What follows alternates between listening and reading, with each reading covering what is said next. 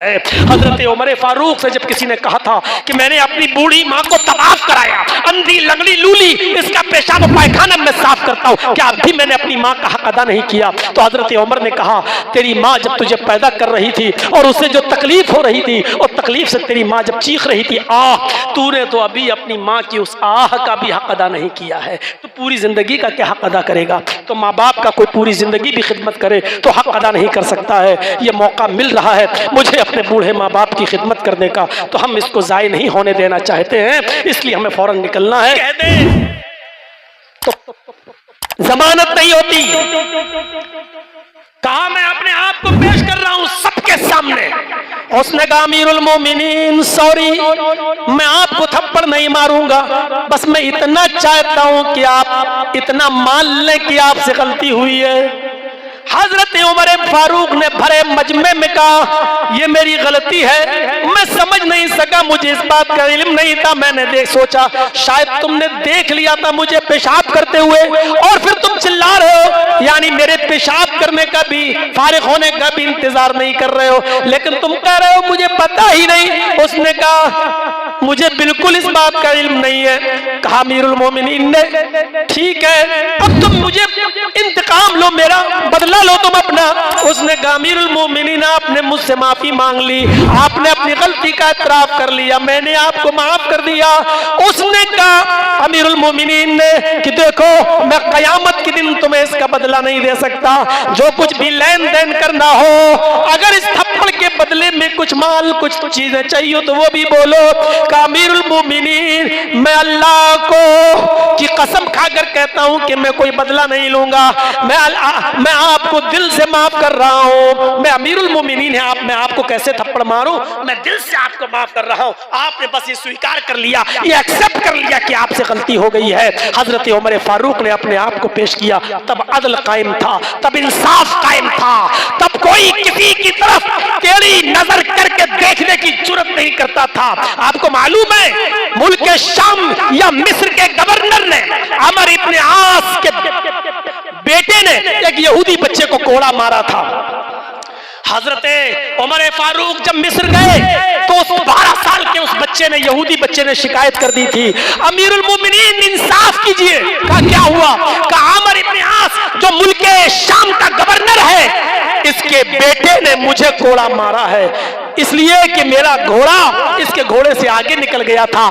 यह मुकाबला कर रहा था कि देखें कौन आगे निकलेगा, हम दोनों मुकाबला कर रहे थे, मेरा घोड़ा आगे निकल गया, इसका घोड़ा पीछे रह गया, इसने गुस्से में आकर मुझे थप्पड़ मार दिया है।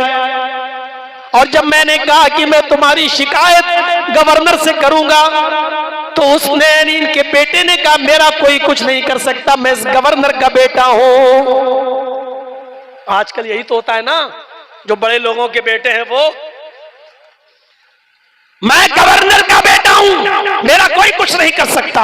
हजरत उमर फारूक की आंखें उसी वक्त लाल हो गई और फरमाया या अमर इब्न आस, अल्लाह ने लोगों को आजाद पैदा किया है, तुमने अपनी अवाम को गुलाम कैसे बना लिया? हजरत अमर इब्न आस ने कहा अमीरुल मोमिनीन मुझे नहीं मालूम, इस बच्चे ने मेरी अदालत में कोई मुकदमा ही दायर नहीं किया, अगर ये मुकदमा मेरे पास आया होता तो मैं जरूर इंतकाम दिलवाता। आपने कहा नहीं, अब हजरत उमर फारूक की अदालत में मुकदमा आ गया है, आपने कहा है उस बच्चे से डराओ। यहूदी बच्चे को खड़ा किया और अमर इब्न आस के बच्चे से पूछा क्या ये सही कह रहा है? उसने अपने जुर्म का इकबाल किया कि हाँ, इसका घोड़ा आगे निकल गया था, मैंने इसको एक थप्पड़ मार दिया। उस यहूदी बच्चे से कहा कि एक थप्पड़ इसके चेहरे पर मारो, गवर्नर के बेटे पर थप्पड़ मारो। यहूदी बच्चा, शाम के अंदर हुकूमत हमारी मुस्लिम हुकूमत, गवर्नर अमर इब्न आस, यहूदी बच्चे के साथ इंसाफ। गौर कीजिए इंसाफ कैसा, यहूदी बच्चे से कह रहे हैं कि अमर इब्न आस के बेटे को कोड़ा मारो। अमर इब्न आस के बेटे को उस यहूदी लड़के ने कोड़ा मारा। फिर जल्लाद से कहा इधर आओ, अपने गुलाम से कहा कि तुम एक थप्पड़ अमर इब्न आस को मारो। अमर इब्न आस ने कहा अमीरुल मोमिनीन मेरी गलती क्या है? जिसने कोड़ा मारा उसको कोड़ा मार दिया गया, जिसने थप्पड़ मारा उसको थप्पड़ मार दिया गया। अब मुझे क्यों कोड़ा मारा जा रहा है? अमर इब्न आस कहा पहले कोड़ा खाओ। हजरत उमर फारूक के खादिम ने एक थप्पड़ हजरत अमर इब्न आस को लगाया, गवर्नर को लगाया, और हजरत उमर फारूक ने अब इसका रीजन बताया।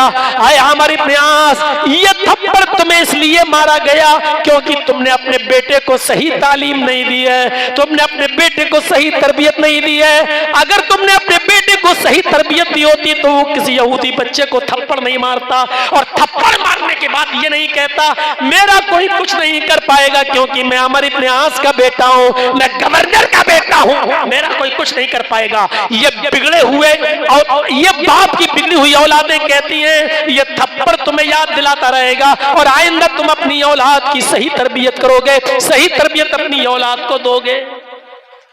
ये आदलो इंसाफ था मेरे भाइयों, ये न्याय था, इसलिए अमन कायम था। इसलिए मुल्क शाम से एक औरत अकेली आती है और आज भी खाने काबा का तवाफ करती है, उम्रा करती है, सही करती है और चली जाती है। ये उसी अमन और अमान का नतीजा है कि सऊदी अरब की सरजमीन पर आज भी अगर 10 रियाल का नोट भी पड़ा हो तो कोई उठाने वाला नहीं होता, चोरी करने की किसी की जरूरत नहीं होती, रेप और बलात्कार का निशान नहीं पाया जाता है, वहां छूत छात नहीं है, वहां जात और बिरादरी में बटे हुए लोग नहीं हैं, वहां आज भी अमन है, आज भी अदल है, आज भी इंसाफ का बोलबाला है। ये अलग बात है कि वेस्टर्न कल्चर और मगरिबी तहजीब ने अब उधर भी कुछ जड़ें जमा ली हैं अपनी, मेरे प्यारे साथियों। लेकिन हम यही चाहते हैं आपसे, हमारी किसी से कोई दुश्मनी नहीं, हमें हमारा हक चाहिए, जो हमें हमारा हक देगा हम उसके हैं। हमने आपका काफी वक्त लिया है मेरे भाइयों, 11:15 से बोलते हुए 12:30 तक बजने वाले हैं। अब मेरे अंदर हिम्मत नहीं है, मैं सिर्फ एक प्रोग्राम के लिए मिसबाहुद्दीन साहब की आवाज पर यहां तक चला आया और मैं इस कंडीशन में आया कि मेरे वालिद मोहतरम की तबीयत बहुत ज्यादा खराब है और मैं उनको लखनऊ में छोड़कर मैं सीधे यहां चला आया और मुझे सुबह फौरन फ्लाइट पकड़ के लखनऊ जाकर अभी उनकी खिदमत करना है। इसलिए कि दुनिया में बाप और मां से बड़ी कोई नियामत नहीं है, जिन्होंने हमें पढ़ा लिखा कर इतना बड़ा किया है और हमारी तालीम और तरबियत करके मुझे इस लायक बनाया है। अब ये मौका है एक बेटे को उनका हक अदा करने का, हक अदा करने का नहीं, अपने गुनाह को कुछ माफ कराने का, क्योंकि हक तो जिंदगी भर नहीं अदा हो सकता है। सारी जिंदगी हम सब कुछ कर दें फिर भी हक अदा नहीं हो सकता है।